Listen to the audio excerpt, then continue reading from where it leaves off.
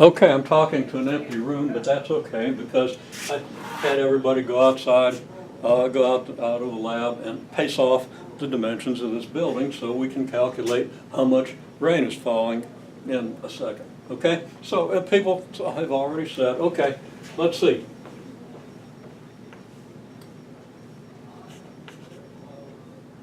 In 1 second,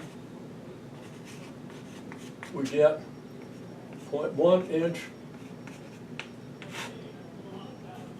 over 3,600 seconds equals 1 over 36,000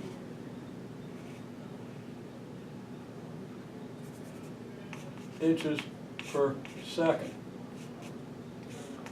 Now that doesn't complete the sentence properly, but the grammar's all screwed up. So in 1 second we get what? Okay, we get 1.1 inch divided by an hour, right? An hour is 3,600 seconds, not 360. Somebody put that on their homework. So 60 times 60. Okay. So we get this per second. Looks like I crossed my C there. I don't know what I was thinking.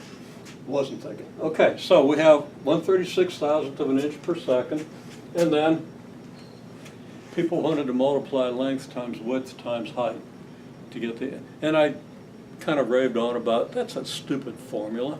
Why does anybody even teach that formula? When you have a constant cross-sectional area, it's area of the base times width, or times depth. Okay, the cross-sectional area times depth. Okay, so I told them to go out and find the dimensions of the building. So we'll see what they come back with. I'm guessing it's about 4,000 square meters. Okay, we'll see what they come back with. And then we're going to be able to figure this out. Now we're probably going to want to go into meters.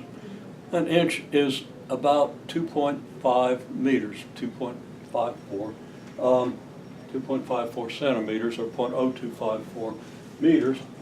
So a 3,600th of an inch is approximately I'm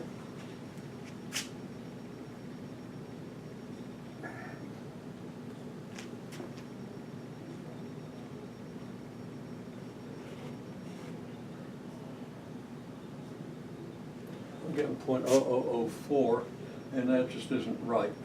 I'm going to put, 0.0254 here, and divide that by 3,600, which ought to give me something like pretty close to 7. Yeah. Okay.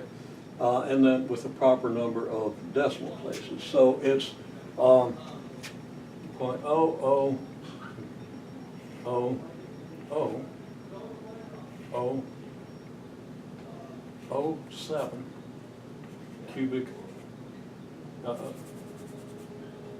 meters. Okay? Now check out and see if we got the right number of zeros in there, but that's probably about what we're going to end up with.